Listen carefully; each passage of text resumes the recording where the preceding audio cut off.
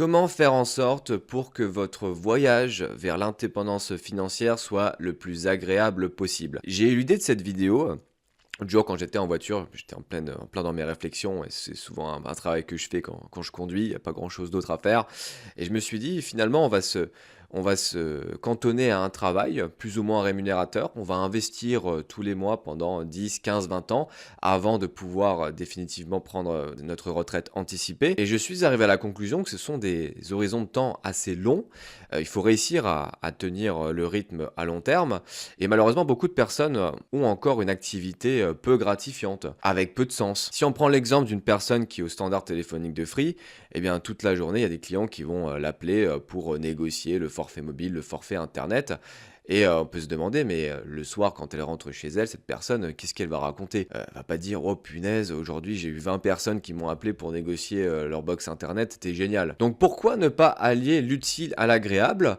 Avoir une activité, passionnante, mais à la fois rémunératrice. Et à mon sens, et c'est mon humble avis, une activité passionnante, c'est une activité qu'on fait à son compte. On peut choisir, ses, horaires, on peut choisir, ses clients, décider de faire telle ou telle, prestation, de travailler le dimanche, le lundi soir jusqu'à 23h, peu importe. Et c'est pour cette raison qu'aujourd'hui, je vais vous présenter, le business d'un copain à moi de longue date, que je connais depuis longtemps, qui a lancé une franchise de restauration et plus particulièrement de bistrot ambulant. Et pour celles et ceux en quête d'indépendance et de rémunération pour pouvoir investir, bien entendu, eh bien, ce sera un échange qui va vous intéresser. Donc, restez bien jusqu'à la fin de cette interview. Et si certains d'entre vous sont vraiment séduits par le projet, vous pourrez contacter l'invité, à savoir Clément, pour en savoir plus, avoir plus d'informations sur sa franchise de bistrot ambulant. Hello les investisseurs minimalistes, j'espère que vous avez la super forme. Et aujourd'hui, nous sommes avec Clément, le créateur de Bistrot de Village. Je vous en avais parlé dans un sondage où je vous avais proposé de l'interviewer au sujet de sa franchise, de son bistrot ambulant. Donc on va voir tout ça ensemble. On va parler rémunération, apport, du business model, de comment il s'est lancé également. Donc, je vais laisser la parole à Clément, je vais le laisser se présenter. Clément, comment vas-tu? Ah, ça va et toi? Merci de Ouais, très m'inviter. bien, très bien. Pour la petite histoire, Clément et moi, on est des, copains de longue date. On s'est rencontrés plusieurs fois sur les terrains de tennis, on habite à côté et ouais, on est à un partout pour le moment dans les confrontations, mais Clément est un excellent Ouais, joueur. ouais, un partout, mais effectivement, je pense que je perds 10-1 là, avec les 7 entraînements là, bon, c'est Ah, mérité. il est humble, c'est ça. C'est sa Ouais, grande force. ouais, je suis lucide surtout. Bah, merci de m'inviter. Donc pour me présenter, donc je m'appelle Clément Nico, j'ai 30 ans et je suis le créateur du Bistrot de Village, donc qui est un bar itinérant qui opère, dans le sud du Bas-Rhin depuis, le 1er août 2022 et le concept est assez simple. En fait, j'ai créé un camion que j'ai transformé en bar itinérant et l'idée, c'est de déplacer ce camion dans des petits villages alsaciens dépourvus de bar bistrot et l'idée, c'est de recréer un peu de convivialité dans des communes où il se passe plus forcément grand-chose du fait de la fermeture progressive de tous les commerces, dans ces communes-là. Donc il y a toute une partie donc bar itinérant la semaine et après les week-ends, le camion est privatisable pour des prestations, privées comme des mariages, des anniversaires, fêtes de famille et cetera. Et le gros de l'activité se fait vraiment sur 6 mois. Je travaille d'avril à septembre, quand généralement la météo est un peu plus clémente. Pendant 6 mois, j'ai vraiment une activité saisonnière où la semaine, j'amène le camion dans différents villages pour servir à boire, à manger. Et les week-ends, bah, le camion est privatisé quasiment 2 fois par week-end sur la durée d'avril à septembre. Ce qui fait que voilà, on travaille beaucoup pendant 6 mois, mais après la récompense c'est que de octobre à mars, j'ai un rythme de vie un peu plus tranquille où je profite un petit peu de mon temps libre. Même si je fais pas rien non plus parce qu'évidemment, il y a Ouais, il y a toujours des la choses à saison faire, ouais. voilà, il y a la saison Ouais, qui ouais, ouais, arrive à bien sûr. préparer. Il y a toujours, bah, comme, en termes de privatisation, je fais beaucoup de mariages. Généralement, les mariages, se préparent 1 an à l'avance. Donc en fait, bah, pendant les hivers, je traite l'administratif, les devis entrants et je me prépare en Il y a fait encore le des gens qui se marient malgré, le nombre de divorces? ouais, ouais. Non, non, bah, justement, qui dit Ah bah, oui, divorce mais dit forcément mariage en amont non, non, en vrai, ouais, bah, à titre indicatif, par exemple, sur 2024, j'ai refusé quasiment, 60 prestations parce que j'ai été déjà pris, aux dates demandées Et comme en fait, ce qui se passe, c'est que j'ai des demandes de mariage un an à l'avance. Voilà, pour 2025, j'ai mon calendrier qui est déjà pris. Et après, je me retrouve aller un mois avant la prestation en question. Bah, j'ai toutes les entreprises ou les personnes qui veulent faire des anniversaires un peu à l'arrache qui me contactent. Et Mmh. comme le planning est pris, je dois malheureusement refuser les demandes. Et c'est pour ça que depuis fin novembre dernier, j'ai lancé la franchise Bistrot de Village. Et l'idée, c'est d'avoir d'autres camions. Alors, d'abord en Alsace de préférence, mais le concept, Écoute, c'est si du tu veux coup bien, faire en on en France. parle après. Ouais, On en parle après de tout ça. Donc, juste, hein, pour celles et ceux qui ne savent pas où c'est le Bas-Rhin, c'est en Alsace, hein. Il y a 2 départements, le Haut-Rhin et le Bas-Rhin et c'est pour le moment, ton concept, il est concentré vraiment, dans le Bas-Rhin, donc c'est dans la ça, région Alsace, hein. tout à Est-ce fait. que tu peux juste un peu nous raconter la genèse de Bistrot de Village et comment tu t'es intéressé à ça? Ton parcours, scolaire, sans pour autant nous dire où tu étais à la maternelle, tu vois? Mais Ouais, en ouais. en gros, les grandes lignes, comment est-ce que l'idée a germé en toi? Bah, c'est assez simple, en fait, hein. Moi, j'ai fait une école de commerce à Bordeaux après le bac. Enfin, j'ai fait une prépa à Strasbourg, ensuite école de commerce à Bordeaux. J'ai fait une alternance à Paris dans l'audiovisuel et après mon alternance, j'ai été embauché, dans mon entreprise où j'ai fait mon alternance, à savoir TF1. Et le Covid est arrivé en 2020, donc je suis rentré en Alsace pour, les différents confinements. Et c'est vrai que je commence à avoir fait le tour de la question, au niveau de mon emploi à Paris. Vivre à Paris, c'est quand même pas l'éclate non plus, voilà, même si j'avais pas mal d'amis sur place, mais on a vite fait le tour, c'est quand même assez contraignant comme, mode de vie là-bas. Moi, ce qui me Et choque toujours à Paris, c'est voir des gens courir pour reprendre le métro. ouais, non, mais c'est ça. Enfin, surtout, voilà, moi, j'avais 3/4 d'heure de métro, chaque jour à aller et 45 minutes, retour. Et enfin, tu perds un temps fou à rien faire, quoi. Et c'est vrai que, bah, les confinements en Alsace ont fait que, bah, j'ai redécouvert un peu la la capacité de se déplacer facilement, les grands espaces. Et puis avec des potes, on s'était toujours dit: «Ouais, tiens, ça serait sympa qu'on ait un jour notre propre affaire». J'avais trouvé un concept, de bar, en Russie parce que j'ai fait mon échange universitaire là-bas, quand le pays était pas encore en guerre. Et je m'étais dit: «Tiens, ce concept-là, je pourrais peut-être l'amener à Strasbourg, pour un premier projet entrepreneurial».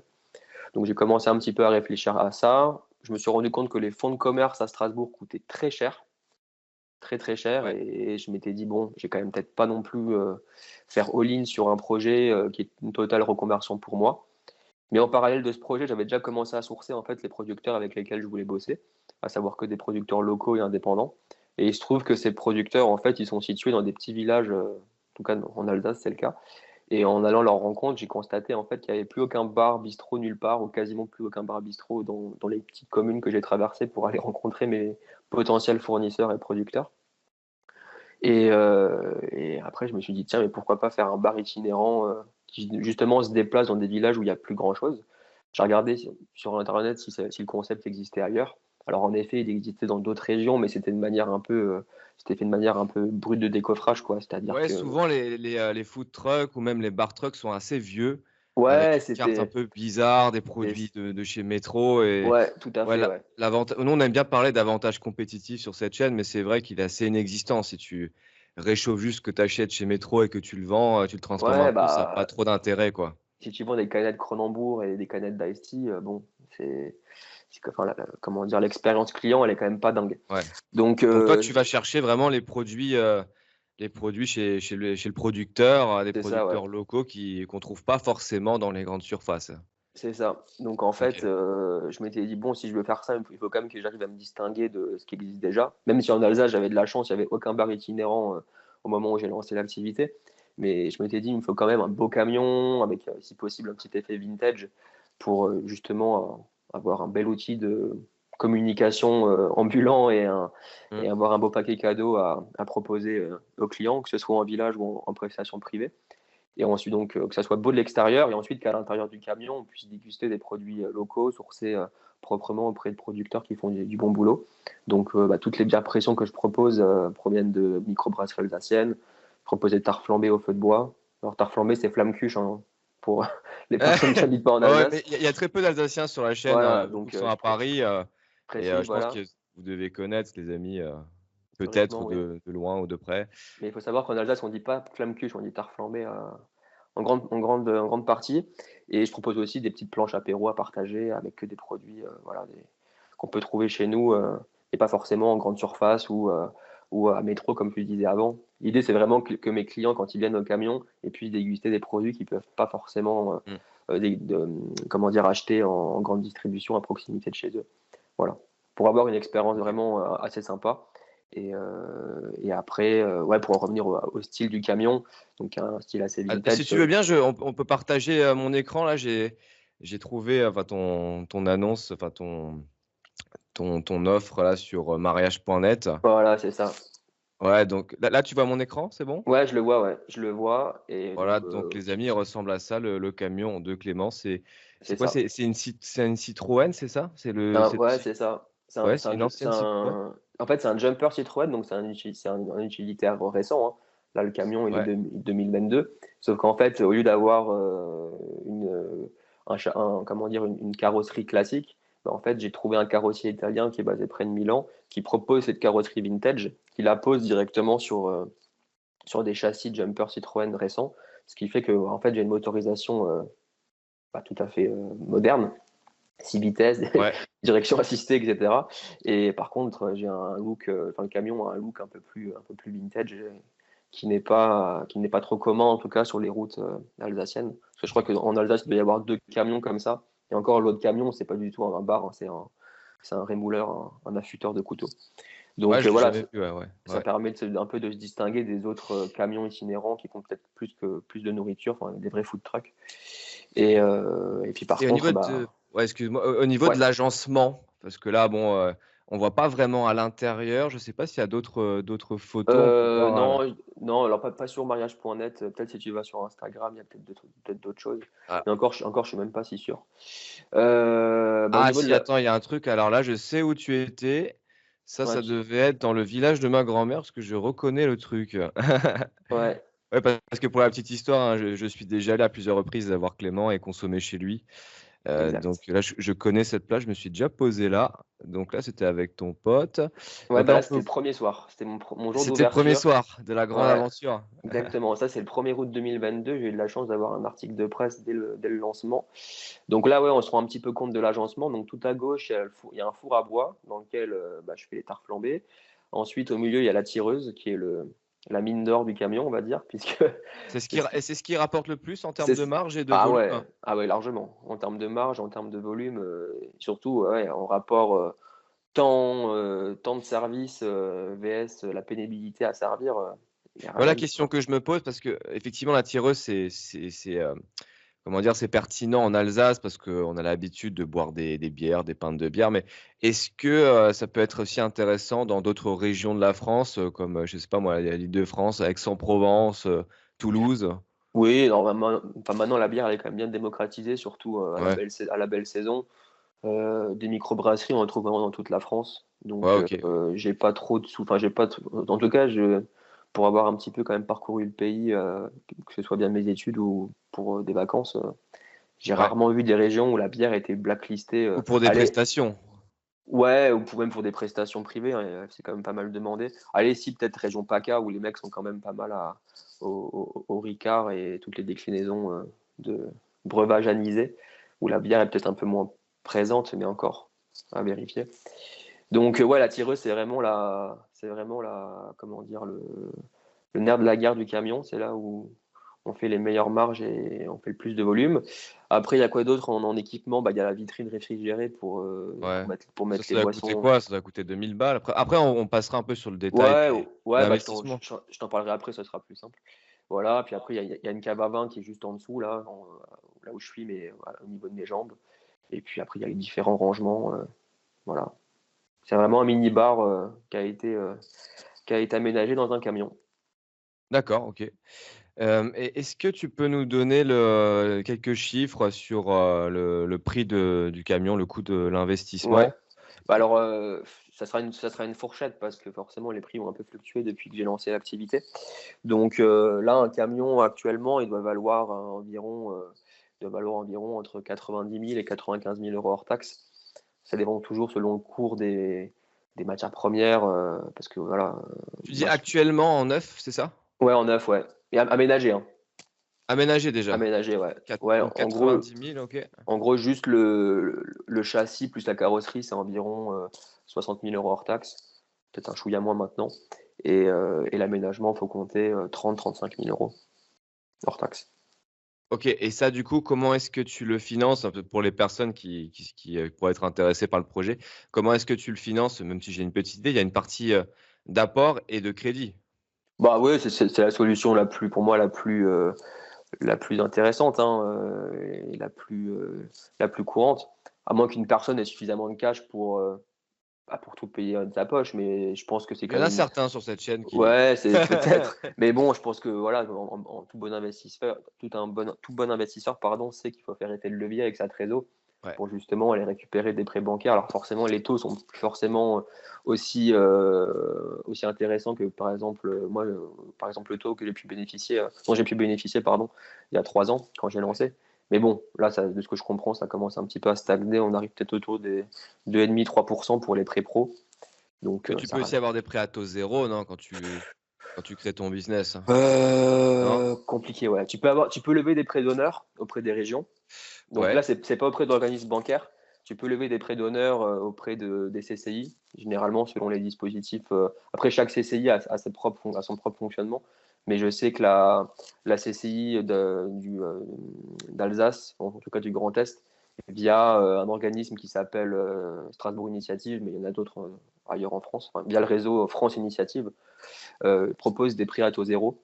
Par contre, il faut que d'accord. ce prêt à taux zéro soit accolé à un prêt bancaire, OK. forcément, quoi. On peut pas juste lever un prêt à taux zéro pour financer un camion ou n'importe quel projet. Il faut qu'il y ait une banque qui accompagne en plus pour pouvoir justement avoir un package apport perso, prêt bancaire et prêt à taux zéro. Et les prêts, du coup, ils sont sur 5 ans, c'est ça? Cinq, Moi, six j'ai ans? moi, j'ai mis sur 7. Sur 7 ans? Ouais. Et qu'est-ce que ça représente sur le montant, total de l'investissement? Tu avais mis combien d'apports, exactement? Enfin, si tu te Moi, souviens, en gros, hein, oui, pas oui, oui, je me rappelle très bien exactement, mais je me rappelle mon je m'en premier rappelle très financement. bien. Vaut mieux. Non, je crois que j'avais mis 10 000 € d'apport de ma Ouais, OK, poche. J'avais levé un prêt d'honneur de 15 000 €. ouais, J'avais récupéré une subvention de 5 000. Et après, le reste, c'était un prêt bancaire, donc 50 000. 85 000 € avec le prêt bancaire en plus. Donc ça faisait 85 plus 15, ça faisait 100 000. Et plus 5 000 euros, ouais, je crois que au total, j'avais un budget de 110 000 euros au total. Parce que j'avais certes le camion à acheter, mais après, il fallait aussi que j'aménage mon atelier où je stocke mes produits. Ah oui, J'avais c'est ça en plus. J'avais voilà, parlé des 90 000 au début, mais ouais, voilà, ouais. du coup, c'est un tout petit peu plus, quoi. Voilà, il faut avoir en tête qu'un camion, voilà, c'est l'outil de travail, mais il y a aussi, bah, hein, Ouais, c'est évident d'avoir un local ou un atelier, idéalement chez soi, pour pouvoir stocker sa matière première de manière sécurisée et aux normes sanitaires. Donc, faut donc avoir il faut, en fait, faut avoir une maison, quoi. idéalement, il faut avoir une maison, ouais. Il faut avoir une Ouais, maison ou alors avoir un box quelque part. Et c'est vrai que là, par rapport à la franchise, moi, quand je reçois mes demandes, ma première question avant de donner suite à quoi que ce soit, c'est est-ce que vous mesurez moins d'1,90 m pour être sûr que vous tenez debout dans le camion? Parce que malheureusement, au-dessus d'1,90 m, on tape la tête dans le plafond. Et la deuxième question, c'est est-ce que vous avez un espace chez vous où vous pouvez stocker 2 frigos, avoir un plan de travail, avoir un évier, un point d'eau, pour pouvoir brancher un lave-verre, une machine à glaçons, stocker des verres, ouais, bref, tout l'équipement et toute la matière première de manière sereine pour voilà, être juste ouais, tu vas en pas le capacité garer en de. plein dans la rue comme ça, Le camion, ouais, si on peut l'avoir ouais, chez soi, c'est encore mieux. tu vas te le Euh, faire démonter sinon. Bah ouais, c'est quand même un bel outil. Ouais, ouais, Il y a quand même des prérequis, on va dire, de manutention à cocher ouais. avant de donner suite aux demandes de potentiels franchisés, c'est sûr. Ouais, les amis, ne laissez pas ce camion en plein, cœur de la Seine-Saint-Denis parce que sinon vous le reverrez plus, hein. Ou bien avec quatre pneus en moins, quoi. Ouais, ouais, c'est ça. C'est un peu malheureusement le risque à prendre, mais bon. Après, voilà, moi je préfère que les candidats à la franchise aient ça en tête. Moi, je leur vends pas du rêve, hein, tu vois, il y a quand même des Ouais, non, mais contraintes c'est pour ça que je t'ai techniques. invité parce que sur YouTube, on voit beaucoup d'interviews de gens, machin, qui te promettent de créer des business à plusieurs millions d'euros, machin, mais c'est pas forcément la réalité et je trouve que ton concept, il est, comment dire? Il est réaliste et rentable. On en parlera après, donc c'est la partie vraiment intéressante. C'est pour ça que je t'ai fait, venir. Donc si on récapitule, investissement, total 110 000. Qu'est-ce que tu conseillerais, à nos viewers qui seraient intéressés pour commencer en termes d'apport? 20 000, 30 000? En vrai, Où il y a pas de réponse, enfin, c'est en En vrai, il y fonction a des en fait, enfin, tout dépend en fait de comment la personne va vendre son projet auprès de la banque. C'est-à-dire qu'en soi, tu peux avoir zéro d'apport, mais si tu démontres par A plus B à ta banque que ton business, il va être rentable. Alors en plus, là, on parle d'un business existant qu'on parle oui, d'une oui, parce franchise. que tu as l'historique, Donc tu as les chiffres, tu as les voilà, bilans, toi. Mmh. il y a l'historique, que ce soit, au niveau des chiffres, au niveau même de l'image de marque, parce que j'ai eu la chance d'avoir un peu de publicité, dans la presse locale et nationale. Donc, quand on peut aller voir un banquier en disant: «Voilà, il y a ce concept qui existe dans le Bas-Rhin et j'aimerais le dupliquer ailleurs. Les chiffres, c'est ça. Il y a une telle image de marque. Il me faut tant et l'objectif, c'est juste de dupliquer, en fait, un business qui fonctionne». C'est ça la force d'une franchise. Donc après évidemment, c'est pas une science exacte non plus, hein, on n'est pas devin. Mais pour moi, il n'y a pas vraiment de règle au niveau de l'apport. C'est toujours mieux d'avoir un apport pour, rassurer une banque, parce que ça Ouais. montre au moins qu'on a un peu de capital, au départ, qu'on ne démarre pas à poil. Mais, je veux dire, moi, Oui, j'ai comme dit, c'est pas un apport pour un restaurant traditionnel où il faut voilà, racheter le fonds de commerce, les murs et tu dois poser 300 000 en numéraire sur la table, tu vois?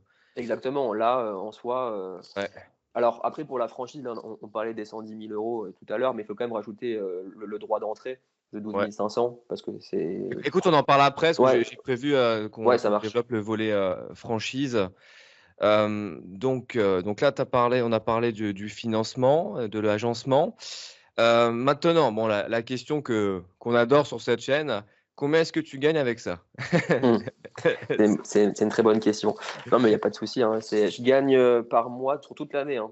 Donc, salaire lissé, je gagne 2 000 € net par mois, OK. et je travaille 6 mois à fond Ah ouais, et en fait, ouais. bah, mon idée avec le concept, bah, c'était de m'acheter du temps, alors voilà, comme je disais tout à l'heure, hein, je vends pas du rêve, hein, je vends pas un salaire à 5 chiffres, net par mois.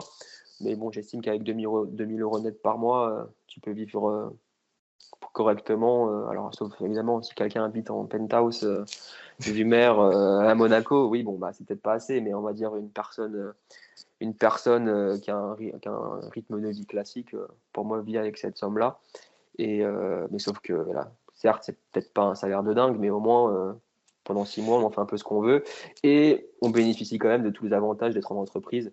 C'est-à-dire que, bah, voilà, il y a quand même plein de frais, on va dire perso qu'on peut mettre sur son entreprise, Ouais, sa ouais, je connais voiture, aussi, voilà, sa voiture, ça des petits restos, des petits plaisirs à droite à gauche qu'on peut faire passer en charge ou en note de frais, sans souci, quoi.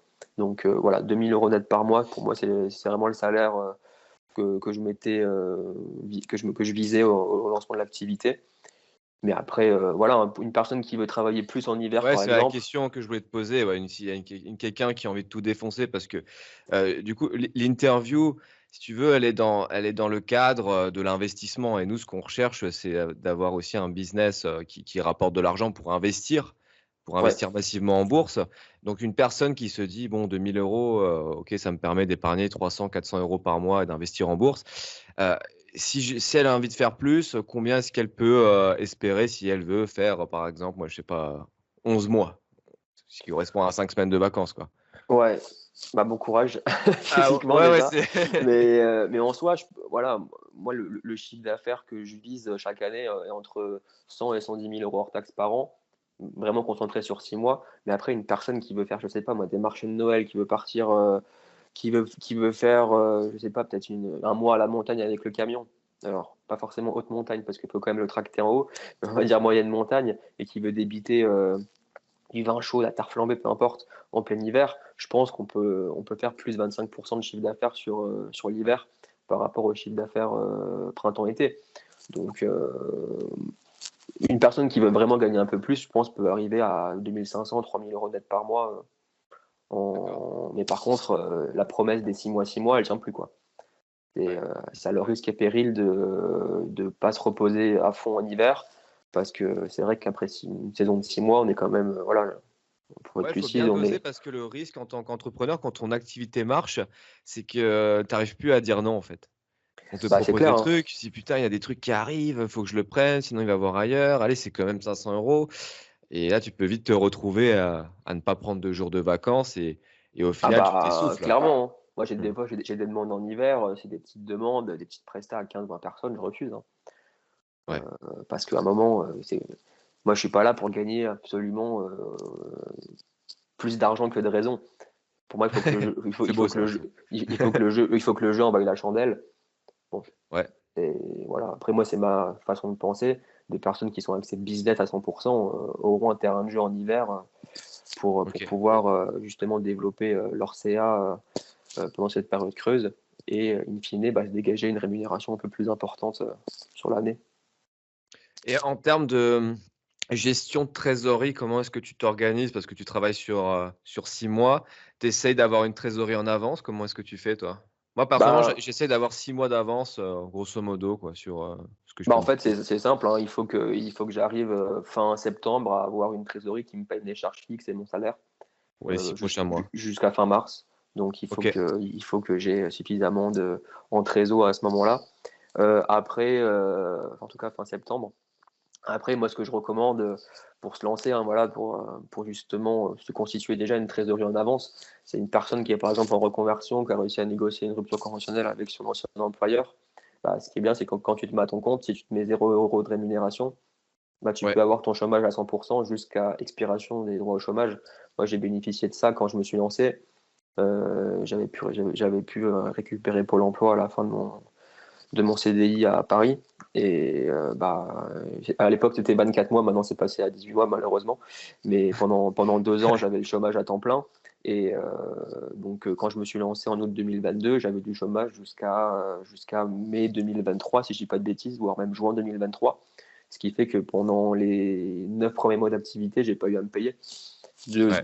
par rapport à la trésorerie de l'entreprise. Donc, ça fait quand même des grosses économies. Et au final, on arrive à la fin de la première saison avec une Ouais, parce que trésorerie la assez première année sympa. est la plus difficile. Tu as plein de charges, imprévues, qu'il faut régler forcément et le fait d'avoir ce petit matelas de sécurité, bah, ça t'aide Bah, bien c'est aidé, clair, tu ouais. c'est clair, c'est clair. Maintenant, parle-nous de ton emploi du temps. Bah, tu en as brièvement parlé, mais, c'est quoi une semaine type, si tu devais faire une moyenne, de tout ce que Ouais, tu ouais. fais, Bah, alors c'est assez simple. Moi, je pars en tournée de village du mardi au jeudi. Donc moi, les villages, c'est que le soir, hein. C'est, vraiment, l'apéro after work de 17 h à 22 h, 23 h environ. Sauf que le ouais, service, il se prépare en amont. Donc mes journées, bah, j'arrive à 10 h chez moi dans mon atelier. Je prépare le service, pendant 3-4 heures, le temps de faire les découpes, assembler les planches apéro, préparer tout ce qui est garniture à tarte flambée, stocker le camion, voilà, donc ça, on va dire que de 10 h à 14 h, je suis dans la préparation du service. Ensuite, je mange, 14h30, je me prends une petite heure pour souffler et vers 16 h, 16h30, je pars en village pour être opérationnel à 17 h. Parce que quand on arrive en village, il y a toujours une partie manutention parce que bah, on déploie une terrasse d'une trentaine de places assises devant le camion. La terrasse est stockée dans le camion. Donc j'essaie d'arriver vers 16h30 dans les différentes communes, sortir ma terrasse, préparer le camion pour le service, démarrer à 17 h. Et après, selon quand est-ce que le soleil se couche, les gens partent de même. Donc d'avril à mai, c'est entre ou pas 20 h et d'ailleurs, hein. Il y 21 h en a qui doivent ou rester pas. tard des fois en été, Ouais, mais ça va. En fait, comme je suis en semaine, comme j'opère en semaine dans les villages, il y en a quand même pas mal qui travaillent le lendemain. Ce qui fait tu verras, que, moi je vais allez, venir quand tu seras là, tu verras, je vais venir, je vais rester jusqu'à 2 heures du matin.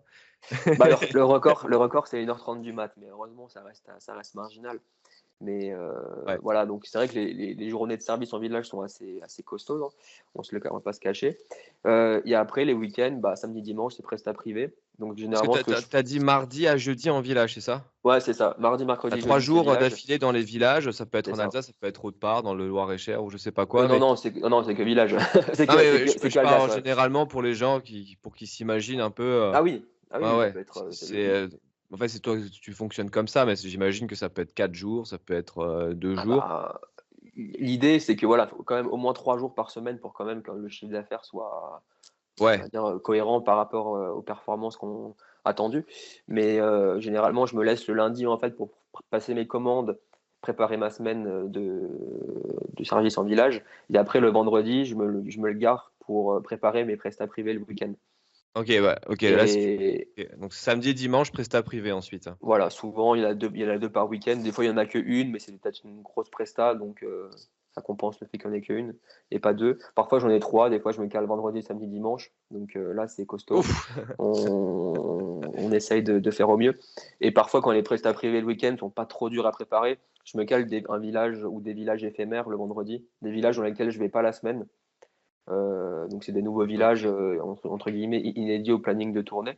Et ça me permet aussi de faire profiter le concept à d'autres communes, de OK. tester le camion ailleurs. Et si jamais, par exemple, je vois qu'il y a une commune dans une commune où l'activité s'essouffle pour différentes raisons, ça me permet de remplacer cette commune lors de la prochaine saison, l'année d'après. Là, j'ai eu le cas de figure en 2024. J'ai une commune où, en effet, ça faisait 3 ans que j'y allais. Là, je sentais que voilà, il commençait à y avoir un peu moins de monde. En plus, un bar associatif a ouvert dans cette commune-là. Alors certes, Ah, je vois lequel c'est l'Immersheim, ah non? bah, c'est les Mersem, bah oui, évidemment, tu connais. Donc voilà, malheureusement, Ouais. j'y retournerai pas en 2025 pour ces raisons-là. Mais comme en parallèle, j'avais testé d'autres communes certains vendredis en 2024, ça me permet en fait de toujours avoir un coup d'avance et préparer de la OK. manière la plus sereine mon calendrier de tournée. Et ton chiffre d'affaires, hors taxe, hein, bien entendu, dans tes tournées village, c'est combien pour que les gens puissent, pour que nos viewers puissent un peu s'imaginer? C'est combien en moyenne? Généralement, ça représente entre 60 et 70% du chiffre d'affaires annuel. OK, Donc, donc c'est quoi? C'est 700-800 € par soir environ, un truc comme ça? à peu près, ouais. À Ouais, peu c'est près, 700-800? en fait, ça fluctue vraiment. Il y a plusieurs facteurs. Il y a déjà le facteur météo qui peut Oui, oui, impacter le oui. CA. Les plus gros services se font quand même au mois de juin, quand les journées sont les plus longues, quand les grandes vacances arrivent. Ouais, Donc voilà, c'est pas un CA constant. Mais par contre, voilà, une fourchette entre 400, ça peut aller de 400 à 2 000 € par village, hein. d'accord, ouais. Il y a pas vraiment de moyenne précise parce que il y a trop de facteurs qui rentrent en jeu. Mais on va dire que un petit service, si la météo est juste moyenne, c'est un minima 400 € hors taxe, ouais. Mais c'est vrai qu'un business comme ça en Bretagne, par exemple, où il flotte tout le temps, c'est compliqué, non? En fait, justement, je suis pas si sûr parce que les Bretons, ils ont tellement l'habitude de vivre sous la flotte Ouais, ils font que si avec?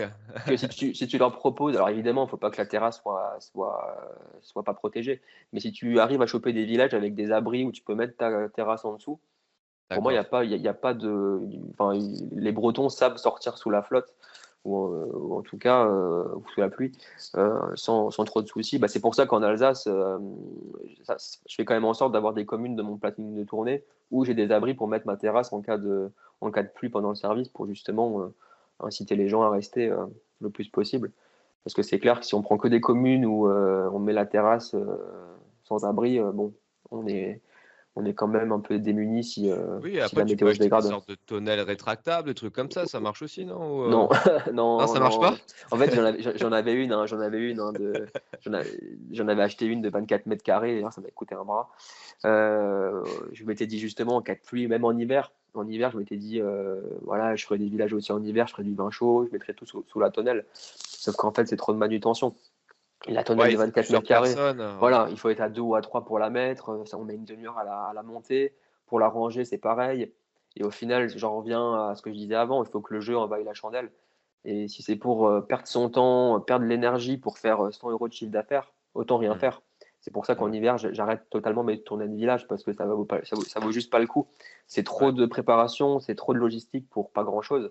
ouais, Et des fois, il faut faire un peu moins de CA, mais économiser ses forces plutôt ouais. que se focus sur le CA pour des miettes. Mais par contre, il laissait beaucoup d'énergie. Moi, j'aime bien ton approche parce que je fais exactement la même chose au niveau des cours de tennis. Décembre, janvier, février, c'est pas une super période parce que les gens, ils ont froid, ils vont tous au ski. Donc je suis comme toi, j'économise mes forces. Après, je me réserve un peu pour avril, Ouais, mai, juin où là, c'est carnage, tu vois? c'est ça. Pour moi, l'entrepreneuriat, Mmh. c'est vraiment un marathon, hein. Ouais, Il faut, ouais, faut gérer, exactement. il faut gérer son effort. Ouais. Et ceux qui partent en sprint tout le temps, à un moment, ouais, tu éclates en vol, quoi. Bah, tu as qui arrivent, mais bon, ils sont Ah oui, constitués différemment que nous, hein. c'est Bon, clair, Elon hein, c'est Musk, clair. Oui, Elon oui, oui, Musk, il bah, prend ton concept, le mec, il va faire 365 jours, il va ouais, avoir mais 20 camions, tu ouais, mais Elon Musk, il a suffisamment d'argent pour pas mettre les mains dans le cambouis, tu vois? Ouais, mais au début, il l'a fait, tu vois, à ses débuts avec PayPal, c'est Oui, bon, hein. oui, c'est clair, c'est clair. Et oui, Mais c'était un service, tu vois? Pour moi, il faut quand même distinguer les business de produits et les business de services. ouais, Parce que pour moi, sur un service, tant que tu as pas de contraintes physiques à réaliser ton business, ouais, ouais, tu peux te buter, c'est-à-dire derrière ton PC à coder des trucs, voilà, ouais, à y passer jour et nuit parce que ça va pas physiquement, certes, ça va te fatiguer au niveau mental, mmh, mais tu auras pas de fatigue physique. Alors que moi, mon ouais. business, bah, il y a quand même, ouais, on est dans un camion, on travaille Bah, dans si 4 par mètres exemple, tu te carrés. bloques le dos, oui, tu es fatigué, tu te bloques le dos, Tout bah, à les fait. tarte flambées, tu vas les enfourner différemment, quoi. Bah, c'est clair, et les fûts de bière, ça pèse un fût de bière, Ou ça pas. pèse 42 kilos, hein, Ouais, OK, donc OK. voilà, quand il est plein. Donc voilà, faut manipuler tout ça. Les tares flambées, c'est un four à bois qui monte à 450 degrés. Donc quand il fait chaud dehors, bah, dans le camion, c'est un sauna. Donc c'est quand même des contraintes, assez physiques, et ce qui fait que, voilà, une personne qui me dit: «Moi, je peux faire ça toute l'année», Mmh. peut-être, mais Ouais, par contre, ouais, ouais. faire ça 10 ans, c'est se flinguer sa santé, en fait, tout simplement. OK, bah, Et là, on a parlé du chiffre, là, pendant, tes tournées de village, donc on a dit tu t'avais dit entre 4 000 et 2 000 €, ce qui correspond à 700-800 en moyenne. ouais, Et voilà, ouais. maintenant, au niveau de tes prestations, je partage encore mon écran. Là, je suis sur ton site, donc là, ce que tu proposes. Donc privatisation et événements de bistrot de village, hein, tous ces liens, les amis, je le mets dans la description et vous pourrez contacter Clément si ça vous intéresse, bien entendu. Donc privatisation, événements, donc tu proposes des formules, Flammekuchen, tarte flambée, Tarte flambée, TF, pour ceux qui veulent aller plus vite. TF, tarte flambée, ouais, 150, 1 000 € hors taxes. Ouais, donc c'est pas trop compliqué non plus, c'est pas trop compliqué, donc tu te concentres sur un seul produit salé de ce que je peux voir. Après tu as des C'est cocktails ça, aussi. c'est ça. Cocktail que je propose pas en village pour des raisons de licence, mais D'accord, que je propose en prestat privé, ouais. parce que là, je deviens prestataire de service. Donc c'est des cocktails, si tu descends un petit peu, il y a la carte des cocktails, et c'est vraiment des cocktails faciles à faire, hein. C'est des cocktails, ce qu'on appelle au verre. Il faut On va juste mettre regarder. glaçon, le spiritueux, le soft, la petite tranche de citron ou d'orange, mélanger, et c'est tout bon. Par contre, là, j'ai cliqué. Ouais, si tu descends, normalement, tu l'as. Ah, tu dis, OK. Ouais, Ah juste oui, là. OK, ouais. Ah oui, OK, donc tu as des trucs, spritz alsacien, Moscou Mule. C'est des trucs que je connais pas parce que je bois pas d'alcool, mais dans mon humble jeunesse, ouais, ça j'ai les mojitos, j'ai connu, ouais. Bah, de OK. nom, tu dois connaître. Voilà, et le petit twist, c'est juste que De quoi? l'alcool utilisé, en fait, vient d'Alsace, tout simplement. Donc c'est des D'accord, cocktails OK. classiques, mais avec, toujours cette philosophie de proposer des produits qui viennent du terroir, local. Donc si on prend par exemple l'hypothèse, que tu as 150 invités, que tu vends les 150 tartes flambées, 1 000 €. Sachant que les gens, ils sont pas là pour boire de l'eau, ils te prennent 200 cocktails, ouais, tu peux arriver à des prestations à quoi? À 4 000-5 000 €, non? Ouais, non, quand même pas. Quand Pas même pas, parce que 3 000? généralement, ouais, le max que j'ai fait, c'était 3 000, mais parce que j'avais encore des bières en plus. Mais sinon, en moyenne, une presta privée, c'est entre 900 et 1 300 €. De Parce que moi, j'essaye quand même d'avoir des prestats à taille humaine, pour éviter, en fait, de prévoir trop de staff aussi. OK, Et puis aussi, il faut aussi que le service soit fluide. Et OK. moi, quand on me demande 400 tartes flambées et 500 cocktails, je peux juste même pas stocker, en fait, la matière première dans le camion. Donc là, je redirige, les clients vers d'autres prestataires qui peuvent assurer ce type de service. Mais faut avoir en tête qu'il faut pas non plus tout accepter bêtement parce que le chiffre est intéressant. Parce Ouais, qu'après, si on délivre une prestation de piètre qualité, bah, c'est l'image du camion et l'image de marque qui en prend un coup. mmh, Parce que quand c'est bien, les gens vont rarement mettre des bons avis sur Google, ou sur d'autres, supports. Par contre, si c'est pas bien, t'inquiète pas que là, on bah, va on écoute, va t'a on va t'aligner, hein. je vais regarder tes avis, bah, tu as 5 étoiles, hein. Voilà. Donc ouais, ah, c'est solide, hein. 5 étoiles, 44 avis. Que dire sur BDV, Clément et son équipe? Incroyable, magnifique ça. Ah, donc c'est des personnes qui sont venues, qui t'ont laissé un avis, tu as demandé: «Ouais, si tu veux me laisser un avis», Bah, ouais, ou généralement, les avis, c'est vraiment suite à des prestats privés. Parce qu'en gros, Ouais, ouais. quand j'envoie la facture finale, je leur demande de laisser un avis si la prestation a plu, au client. OK. Mais après, j'ai quelques personnes qui sont venues en village qui m'ont mis des petits avis sympas aussi. Mais non, non, c'est clair, hein, c'est pour ça, pour en revenir au volume, commandé en prestation, il faut vraiment rester, faut vraiment avoir en tête qu'il faut pouvoir délivrer la prestation sans souci et pas OK. accepter, tout ou n'importe quoi juste parce qu'en effet, on Ouais. peut sortir un devis à 5 000 €. Après les 5 000 €, il faut quand même aller les chercher, proprement et pas faire n'importe quoi. Donc moi, j'essaye de me garder des prestations à taille humaine OK. entre 500 et entre 50 et 150 Ouais. personnes. Donc Au-delà, 1000-1300, tu dirais, pour, une prestation comme ça? ouais. Mais vu que moi j'aime bien l'analyse financière, bon je vais pas te je vais pas non plus aller trop dans le détail, mais, c'est quoi ta marge, déjà ta marge brute une fois que tu as déduit le coût des matières premières sur 100 €, c'est quoi? Moi, c'est vraiment le ratio propre à la restauration, hein, c'est 65-70. OK, et en net, une fois que tu t'es payé, que tu as payé tes impôts, que tu as fait que tu as payé toutes les charges, il te reste combien? Après 7 ouais, alors cette année, c'était un peu plus compliqué parce que comme j'ai développé la franchise, j'ai eu des charges un peu plus importantes.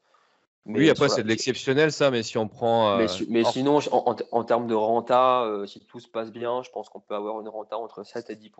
ouais, 7 En ren Entre rentabilité nette, ce qui correspond, c'est pas mal. ce qui est même au-dessus de la rentabilité moyenne en restauration qui est plus entre 3 et 5 si je dis pas de bêtises. Ouais, mais ça, c'est à cause de leurs coûts fixes, finalement. Bah, c'est ça, c'est qu'en fait, Ouais, ouais, l'avantage d'un camion, c'est qu'il y a pas de charge fixe, en termes d'énergie. Parce que tout ce qui est eau, électricité, bah, dans les villages, faut juste se brancher à une prise secteur et les villages demandent entre 0 et 10 € par emplacement par jour. ah Donc ouais, c'est très c'est peu. limite offert, quoi. Voilà, l'essence pour se déplacer, c'est vraiment comme je fais vraiment des petits sauts de puce, dans le Bas-Rhin, là, tu vois, à titre d'exemple, en 3 ans, j'ai fait à peine 30 000 kilomètres. OK, Donc ouais, OK. 30 000 Ouais, 30 000 c'est pas kilomètres, énorme, ouais. c'est vraiment pas beaucoup et encore, je me suis déplacé en Lorraine, voire même en en Haute-Saône, en région parisienne pour des prestats privés, donc j'ai quand même fait des kills, pour juste des prestats privés. Donc si, après on arrive à avoir des prestats plus proches de chez soi, on fait encore moins de kilomètres, donc moins de frais de déplacement au niveau de l'essence. Voilà, donc en fait, il y a plein de coûts fixes qu'on retire vis-à-vis d'un business en dur, dans le Ouais, secteur de la restauration et ce qui est bien, c'est que, bah, comme on est itinérant, si à un moment on se rend compte que dans un village ça se passe plus très bien, bah, ouais. comme je le disais tout à l'heure, on peut remplacer cette commune par une autre. On n'est pas marié avec les villages.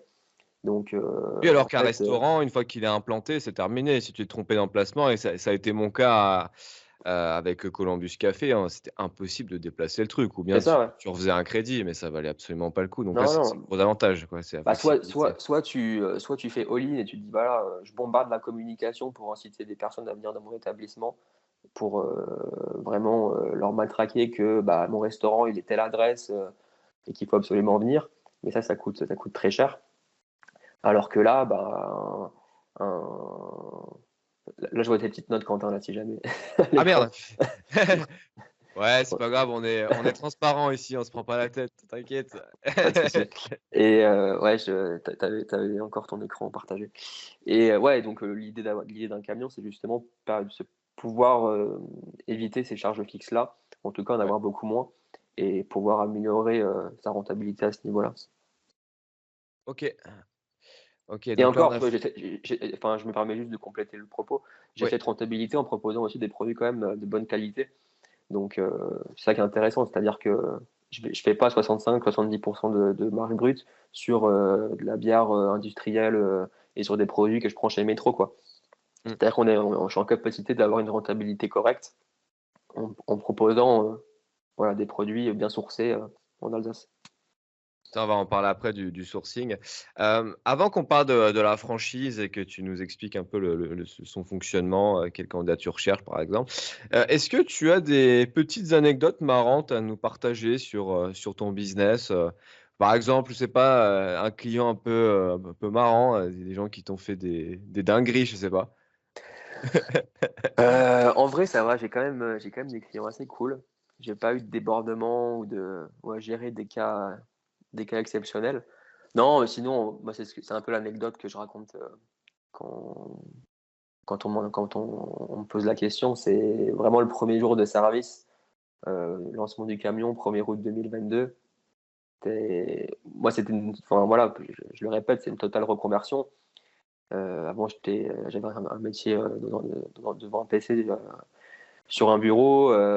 J'étais pas du tout issu Ouais. du monde de la restauration. Je me dis: «Vas-y, je fais ça pour m'amuser, je lance ça». J'ai fait une petite étude de marché, je pense que ça a du potentiel, mais on n'en sait quand même rien puisque c'est un concept Ouais, nouveau en tu beau Alsace. faire les calculs que tu veux, en fait, Voilà. il y a que la réalité du terrain qui va En donner son plus, verdict. alors certes, ma compagne m'a beaucoup, supporté pendant tout le lancement de l'activité, mais j'avais dans mon entourage, notamment mes parents qui étaient pas hyper fans de la démarche et Eux, ils et de voulaient quoi? l'idée. Que tu sois cadre chez TF1 et que tu montes Oui, petit à voilà, petit, non, quoi, et mais après je comprends le point de vue. J'avais acheté mon appart à Paris, j'avais un CDI avec un bon salaire parisien.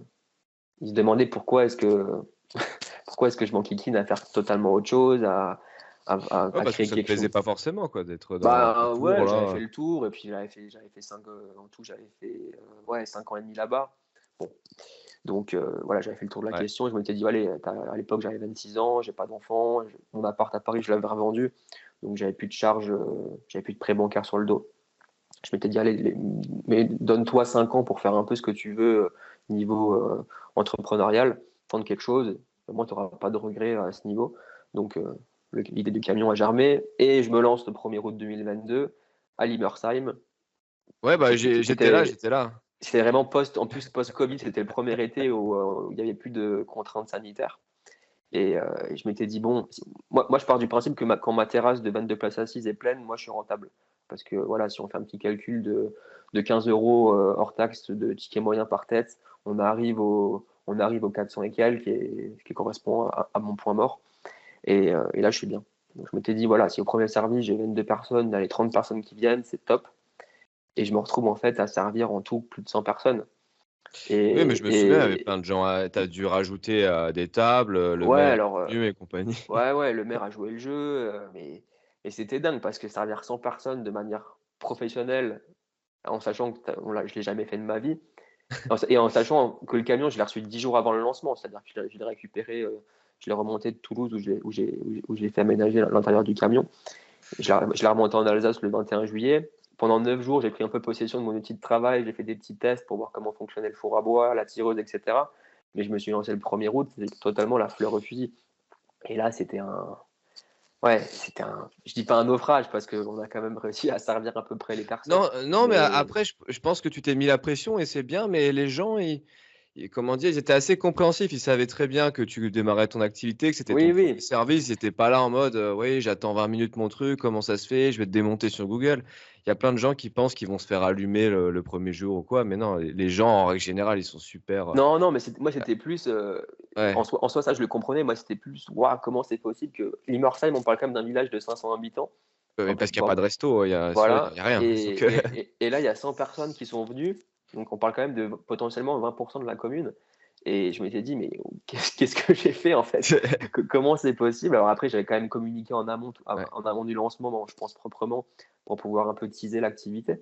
Mais ouais, c'était dingue, donc j'ai débité la tarte flambée pendant 3 heures. Je me suis cramé le bras, à force d'être à côté du four parce que j'étais tellement pris par l'adrénaline et par le truc que je me rendais même pas compte, en fait, que j'avais mon bras qui commençait à cloquer à cause du feu. Ouais. Donc ouais, ouais, moi, le premier service, c'est vraiment l'anecdote, ultime dans le sens où, bah, j'étais à poil devant tout le monde et il fallait l'envoyer quoi qu'il arrive. On l'a fait, tant bien que mal. En plus, j'ai eu dès le premier jour, j'ai eu mon 1er article de presse, que tu as montré juste avant, des dernières nouvelles d'Alsace, donc qui est le journal, Mmh. régional en Alsace et après ça, en fait, a découlé, bah, France 3, France 2, TF1, M6 et cetera. Ce qui fait que, bah, en fait, ce lancement, ça m'a vraiment mis sur la route, directement de l'entrepreneuriat, pur et dur, quoi. Il y a plus c'est plus de la théorie, c'est vraiment que de la pratique Ouais. et là-dessus, bah, ouais, ça reste un souvenir, impérissable. Et au niveau de ton plus gros chiffre d'affaires, où tu t'es rentré chez toi, tu t'es dit: «Oh putain, là, je suis le roi, quoi, je suis le king». Plus Tu gros as un chiffre souvenir? d'affaires, ouais, ouais, bah, c'était l'année dernière. dans une commune, bah, c'était un vendredi justement. C'était une commune que j'avais jamais testée et faut savoir en tout cas en Alsace, on a eu un printemps horrible. L'an dernier, il a plu quand même assez souvent ou alors il faisait moche et en fait, je suis arrivé dans une nouvelle commune, vendredi, grand soleil, magnifique.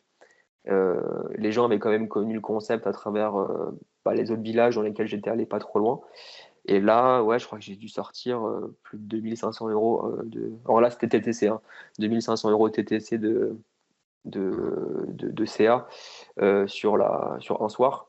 Et il faut savoir que 2 500 € pour un camion, c'est Ouais, c'est beaucoup, hein. sur un soir, c'est énorme, ouais, c'est Bah, à énorme. titre de comparaison, j'ai jamais fait plus avec, mon établissement physique, hein. Jamais, hein. On a été peut-être à 1 800 une fois, mais Et alors qu'on avait en sachant que tu as du personnel, tu ah ouais, ouais, as non, mais voilà, c'est pour ça que je trouve que ton business, il est vraiment pas mal. Il est vraiment très bien parce que très peu de charges et un gros potentiel de chiffre d'affaires ouais. Bon alors et je après, voilà, je dois quand même préciser que c'est enfin, 2005, c'est voilà, ça ouais. reste un one shot, généralement, on est plus dans la fourchette dont on parlait avant. Mais ouais, c'était voilà, je suis rentré chez moi, j'étais, bon déjà j'étais lessivé parce que le service avait été hyper intense, il avait fait très chaud. Ouais. Mais ouais, là, tu es content quand même. Tu te dis, je suis à mon compte, j'ai fait un bon CA, les gens étaient contents. Bon, alors évidemment, il y avait Mmh. quelques déçus parce que moi, je peux pas prévoir plus que de raison au niveau du stockage de matières premières dans le camion. En l'occurrence, là, c'était des planches apéro que je proposais. Il y avait des personnes qui ont pas eu à manger, mais bon, moi, je pars du principe que je suis un bar. Tant qu'il y a à boire, c'est bon. En l'occurrence, il y avait encore à boire, donc OK, c'était bah, OK. super et en termes bon, là, je vais dire un truc, mais c'est sans, c'est libre à interprétation. Tu as beaucoup de paiements en cash ou pas? Ouais, Voilà, OK. Voilà, interprétez ça comme vous voulez, mais on n'a rien dit, c'est bon. je dirais moitié-moitié. OK, ouais, bah, c'est toujours intéressant, mais bon après, voilà. Maintenant on va parler de la franchise. Oh là là, j'ai beaucoup de questions à te poser. Je pense qu'on va faire 1 heure et demie, voire un peu plus d'interview. Hem, OK, alors on va aborder déjà donc, la franchise pour les personnes qui ne savent pas ce que c'est qu'en fait, vous rejoignez, un réseau, vous achetez en fait un concept et moyennant, l'exploitation de ce concept, vous avez, versé des royalties et en échange, vous avez, accès à tout le savoir-faire de la personne et un accompagnement. Donc déjà, au niveau des franchisés que tu recherches, est-ce que tu as un profil type, un profil idéal pour toi? Pas spécialement. Pas spécialement, comme je le disais dans ma petite communication que j'ai lancée fin novembre, tous les profils sont les bienvenus. Donc ça peut être une reconversion comme moi, ça peut être un investisseur qui veut se lancer dans le projet, qui peut ensuite mettre un gérant, et juste D'accord. récupérer les dividendes, à la fin de chaque année ou, après X années d'activité. Ça peut être un couple qui veut se lancer, avec une personne à 100 dans le camion et une personne peut-être à mi-temps, en complément d'une autre activité. Voilà, il y a pas vraiment de profil type. Il faut juste avoir en tête que, bon ça je le répète, hein, je radote un peu, mais c'est une activité physique intense, donc il faut être en bonne santé physique. Il faut mesurer moins d'un mètre 90 pour, des raisons pratiques dans le camion. Et en prérequis encore, c'est cette question d'atelier. Il faut avoir un espace chez soi où on peut stocker la matière première de manière sécurisée, aux normes en termes d'hygiène. Avoir un point d'eau pour, bah, la vaisselle, pour pouvoir raccorder un lave-verre, une machine à glaçons pour les cocktails et idéalement avoir le camion à proximité de cet atelier pour éviter de perdre trop de temps sur les routes, pour, faire, bah, son invitation, récupérer le camion, aller à l'atelier, aller en village et cetera. Si on peut avoir l'atelier et le camion au même endroit, là, c'est top. Ouais. Tu parlais, juste avant de, donc là, il y a une possibilité pour les personnes en reconversion qui veulent, le faire à plein temps, mais tu as parlé d'investissement. Ça nous intéresse aussi. Hem, Tu parlais de mettre un gérant dedans. Ça, c'est faisable? C'est un peu chaud quand même? Parce que si par Bah, exemple, moi, j'investis et que je mets quelqu'un dedans pour avoir un peu, gérer du ça personnel, c'est pas un peu chaud? ça dépend, c'est évidemment, si c'est un side project, la personne a pas mal d'épargne de côté et peut se faire un peu plaisir avec un concept, innovant et assez original. Il se dit: «Tiens, ça va me coûter, aller entre 120 et 150 000 € hors taxes. Ouais, Il y a potentiellement entre 5 et 10% de renta à la fin. ouais. Bah, voilà, donc il y a moyen de, selon la performance de ces annuels, de récupérer ce pourcentage-là de rentabilité en dividende. Bah, Mais si dans tu les mets charges quelqu'un fixes, dedans, si tu payes un gérant, bah, en soi, c'est comme si moi, je suis le gérant de ma société, je me paye toute l'année. Mais par contre, le gras de l'activité, tous les bénéfices, ça part chez l'actionnaire, quoi. Enfin, pas l'actionnaire, mais chez le propriétaire du camion directement. Tu vois ce que je veux d'accord, dire? OK. Ouais, ouais, ouais, ouais, je vois très bien, ouais. Oui, c'est le bénéfice en gros qui va directement chez C'est ça, chez l'actionnaire, exactement. chez l'investisseur et après toute la trésorerie courante, bah, ça va Ça, chez le ça, gérant, quoi. ça sert à payer le gérant et le gérant, bah, gère ses stocks avec la trésorerie de l'entreprise. Voilà. Alors après, je pense que ça, c'est pas le profil. Ouais, Ce parce profil est que possible, mais ça reste quand même une activité où il faut quand même mettre les mains dans le cambouis pour oui, se oui, rendre c'est ce que compte je de me dis parce que de la charge de travail.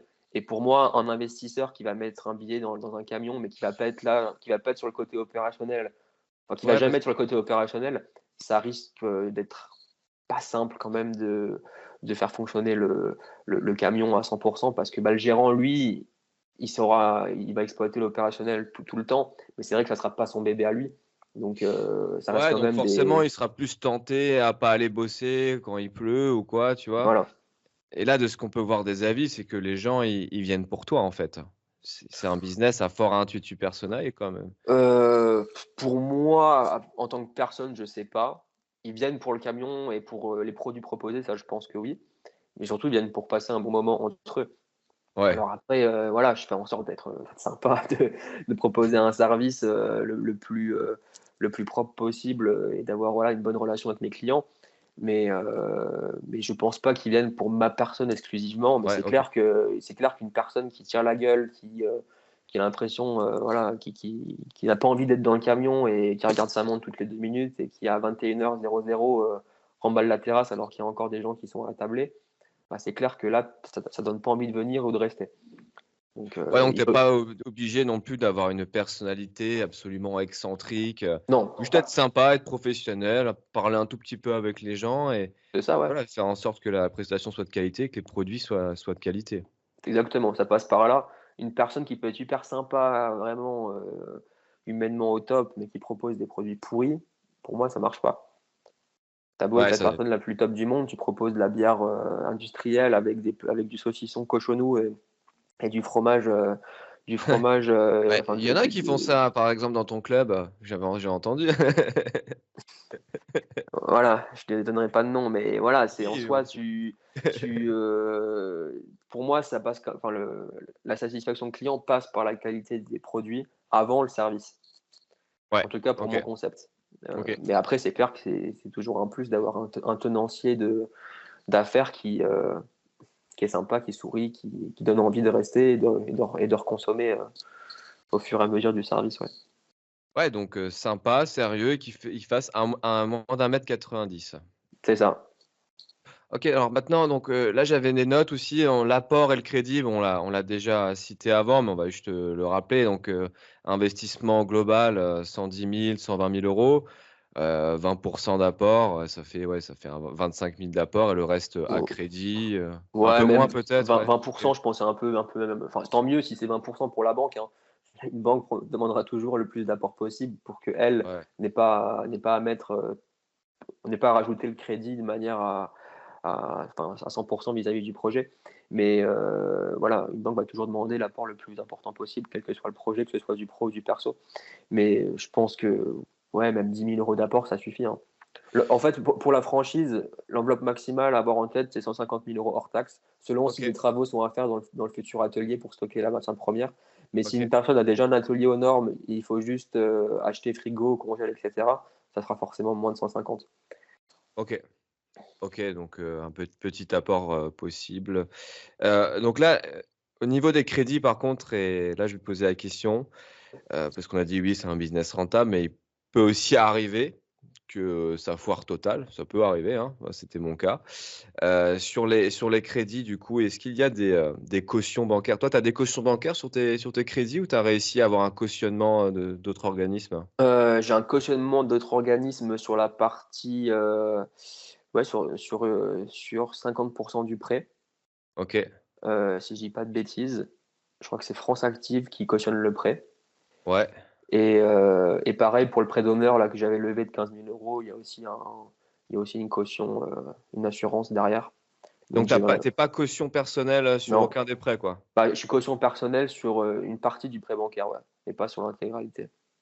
Ouais, donc ça représente pas un montant énorme non plus, hein, c'est Non, et en sachant que le camion, il a quand même une valeur intrinsèque, assez ouais, forte. tu peux le Donc revendre assez facilement, quoi. là, je l'ai mis sur le bon coin juste pour, un petit peu voir comment ça pouvait réagir vis-à-vis de la franchise et je crois qu'en une journée, j'ai reçu 15 demandes.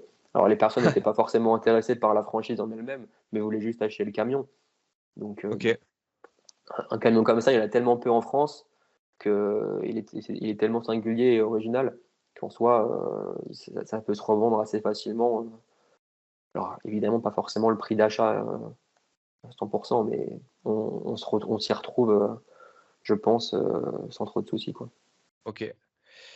L'espérance de gain, enfin l'espérance de rémunération, là, on a parlé aussi, c'est entre 2 000, 6 mois dans l'année à fond ou 3 000, 3 500 si tu vas chercher un peu plus. Ouais, mais Heu, payé sur 12 ans. Enfin, c'est sur l'année intégrale, hein. ouais, Type sur de l'année, ouais, Ouais, ouais, ouais. tous les mois, ouais, tous les Ouais, mois, ouais, ouais. c'est ça, ouais. OK et donc au niveau de l'apport de la franchise, ça va être intéressant et important. Hem, Pourquoi, rejoindre la franchise, bistrot de village et pourquoi les gens pourraient pas le faire eux-mêmes finalement? Bah, pour pas répéter, toutes les erreurs que j'ai faites au lancement, tout simplement. Acheter suffisamment, enfin, pas suracheter des choses inutiles, par exemple une tonnelle, pour, mettre la terrasse à l'abri. Bon là, c'est un exemple, parmi tant d'autres, mais, en gros, c'est rejoindre une franchise, c'est bénéficier, comme tu disais tout à l'heure, du savoir-faire d'un franchiseur Ouais, qui a déjà expérimenté un business rentable et juste à dupliquer ce business-là en ayant l'accompagnement du franchiseur lors de toutes les étapes du projet, que ce soit en amont, lors de la constitution, du prévisionnel financier du business plan, même si c'est pas au franchiseur de le faire logiquement, mais en tout cas, je peux aiguiller les potentiels franchisés à faire cette étude-là. Hem Ensuite, pendant le projet, donc moi, ma promesse en tant que franchiseur, c'est de fournir, une liste de villages selon la zone de chalandise du franchisé, une liste de fournisseurs. Toute la communication est gérée, par le franchiseur en interne. Donc c'est moi de mon côté qui m'occupe des réseaux sociaux, qui m'occupe de l'administration du site internet bistrodevillage.fr. ah donc comme De par exemple parce que là je me souviens des posts que tu fais, si une personne par exemple, elle se déplace dans un village, X et bien toi tu vas faire partir une publication en automatique, enfin tu vas gérer de ton côté C'est pour que ça, les gens de la commune soient au courant donc tu c'est tu ça. t'occupes vraiment de cette partie, marketing, communication sur les réseaux, c'est Exactement, ça? exactement. Le franchisé n'a OK, pas ouais, n'a pas à gérer sa pub. Il peut m'aiguiller sur, je sais pas moi, il veut mettre en avant une nouvelle bière d'un nouveau brasseur à la carte de la tireuse. ouais, Bah, moi, il me donne ces infos-là et après moi je brode quelque chose du côté franchiseur pour mettre en avant cette nouveauté OK. ou cette information-là sur les différents réseaux, sur le site internet et donc rejoindre une franchise, c'est aussi bénéficier de cet accompagnement-là. Aussi toute la partie administrative au niveau du suivi des événements passe par le franchiseur. C'est-à-dire qu'en fait, que toutes les demandes sont centralisées chez moi et moi ensuite je les redispatche selon la zone, dans laquelle l'événement aura lieu. Donc admettons, j'ai un D'accord. franchisé, dans la région nord, Haut-Rhin, vers Colmar.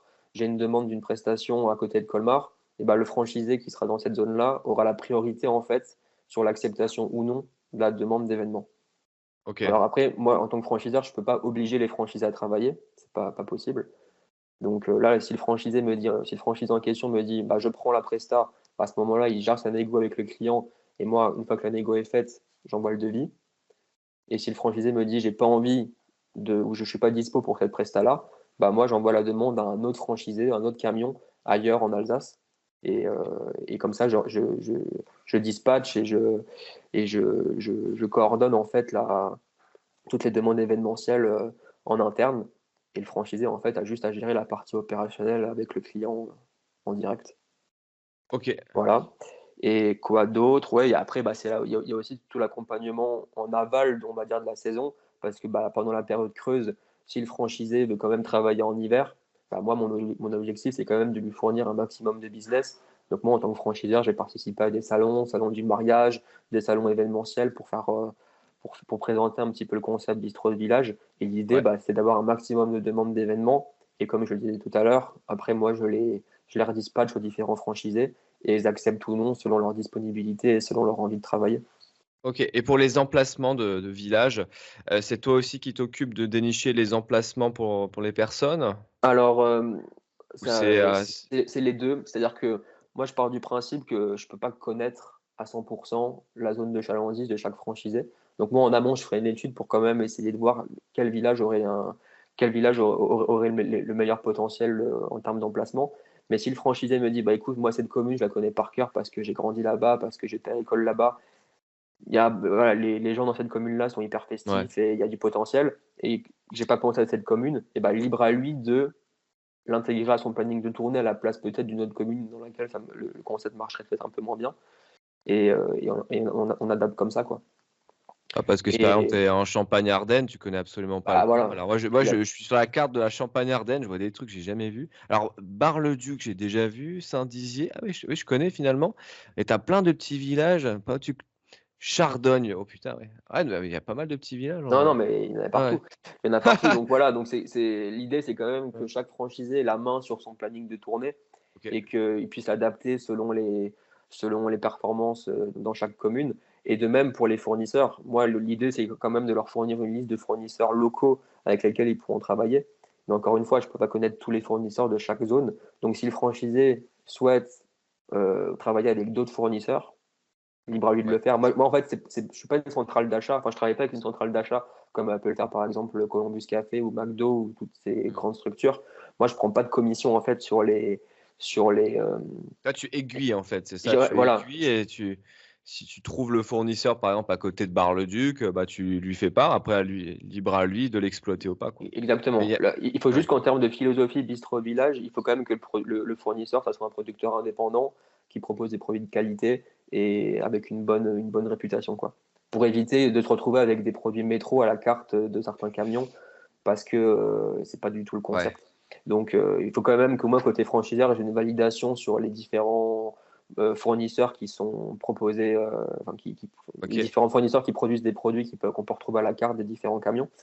Mais voilà, j'ai juste un feu vert ou à donner selon. Tu parlais de garantir la qualité des produits.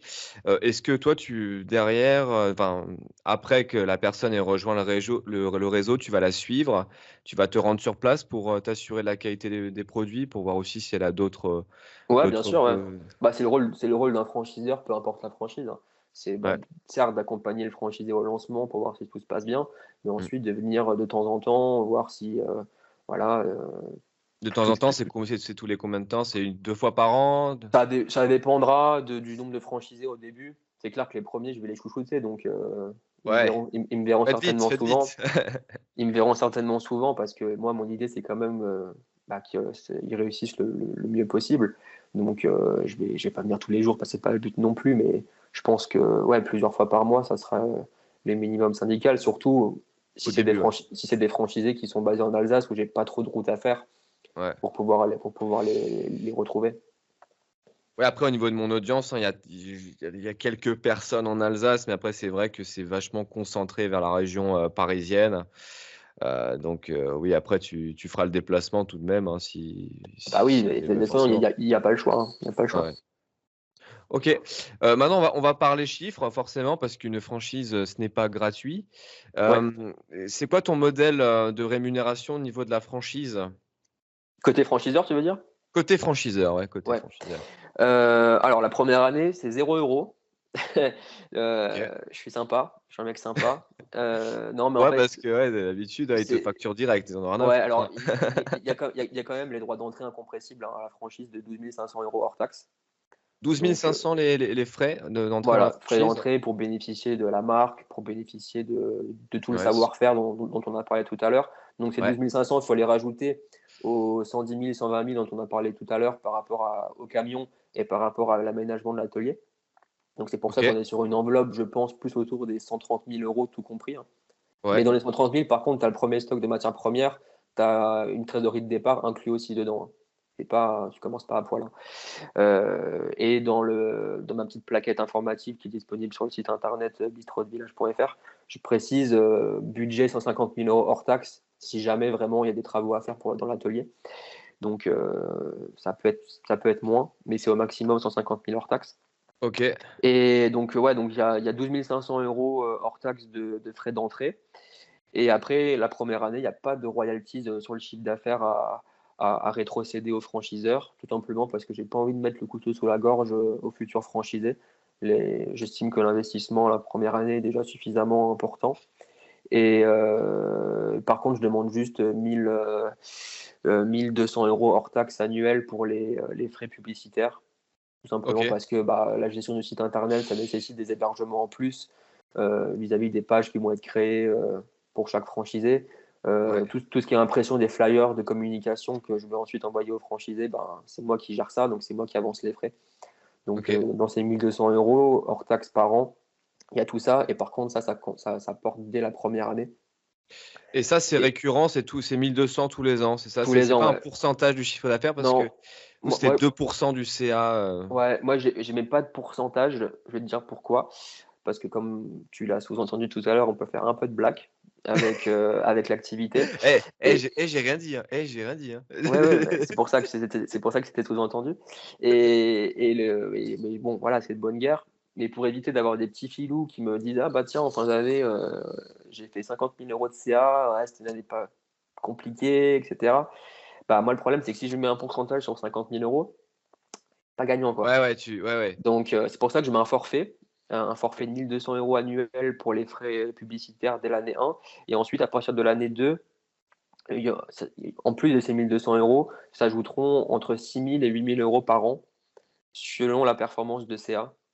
Donc après, je fonctionne par palier. Entre 100 000 et 105 000, on sera à 6 000. Entre 105 et 110, entre 105 et 110 000, on sera à 6 500, etc., etc.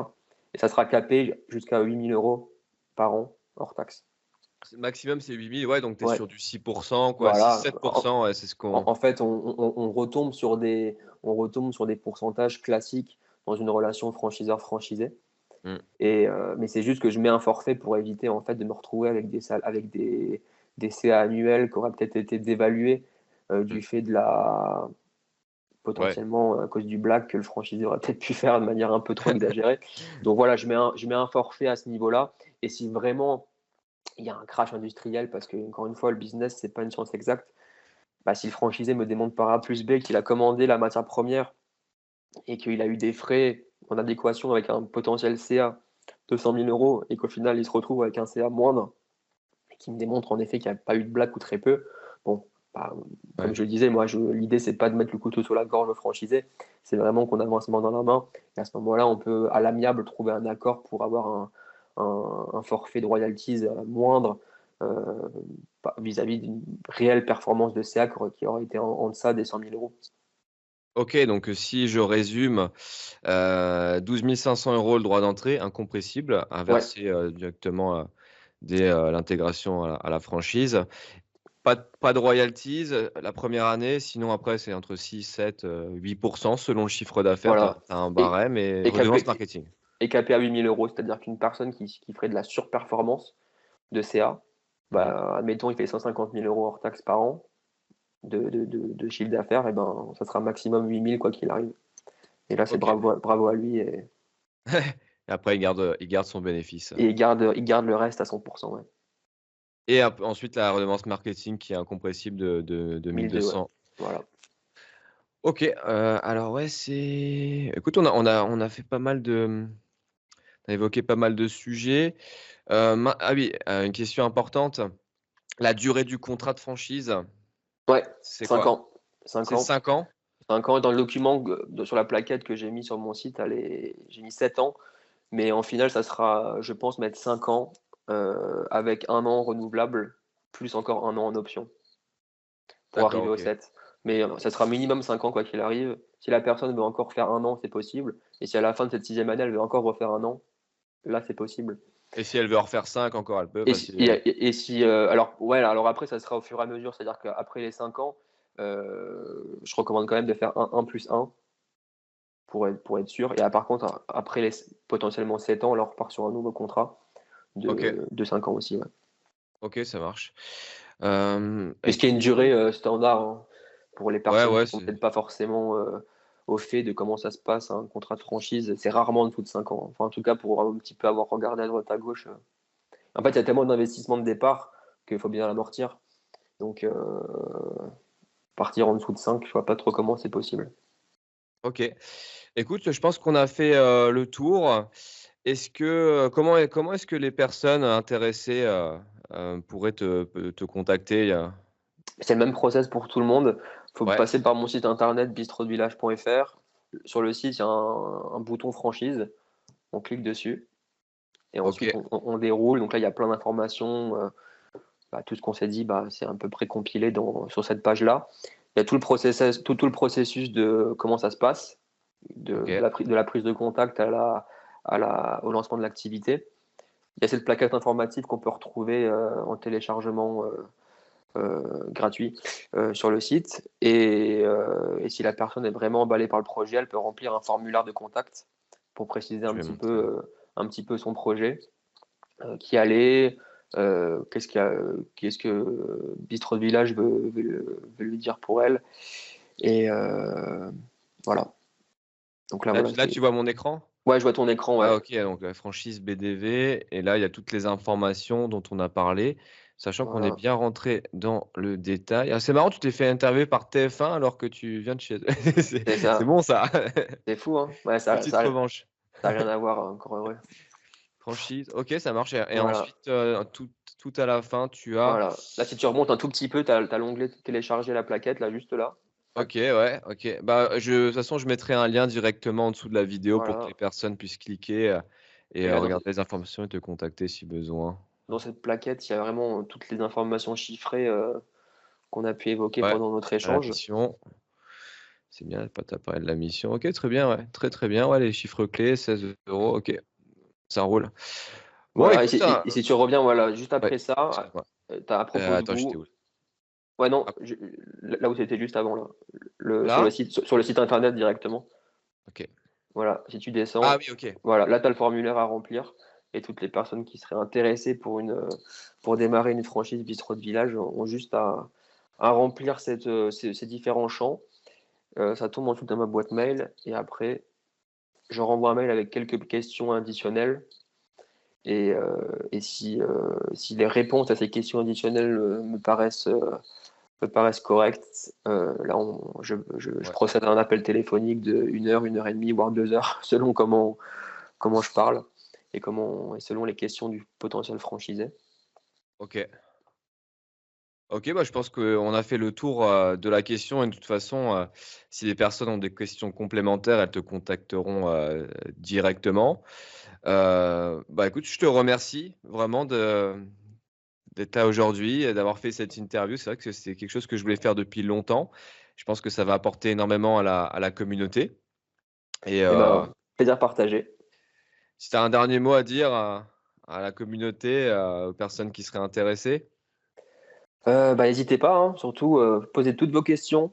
En tout cas, si vous êtes intéressé pour devenir, franchisé bistrot de village, je suis à votre disposition, hein. Comme, vous l'avez compris, moi, je suis en période, off jusqu'à début avril. Donc là, j'ai 2 mois à consacrer à tout ça et quoi qu'il arrive, il y aura pas de nouveaux camions avant printemps 2026 pour des raisons évidentes de conception des projets, de commande du camion. Moi, de toute OK, façon, j'ai ma dernière saison à faire dans le camion en 2025, de manière, opérationnelle. Donc voilà, il y a pas de souci là-dessus, on n'est pas pressé. Si des personnes veulent voir à quoi ressemble le camion en vrai, qu'ils n'hésitent pas à venir en Alsace, dans les différents villages de la Touronnais en 2025. ouais, Ça sera un plaisir de se rencontrer au comptoir du camion pour parler du projet de Vivebois. Et sinon, je pense avoir fait le tour. OK. Bah, merci à toi encore et à très bientôt. Ouais, merci Quentin, à la prochaine. Bye bye. Ciao, ciao les investisseurs minimalistes.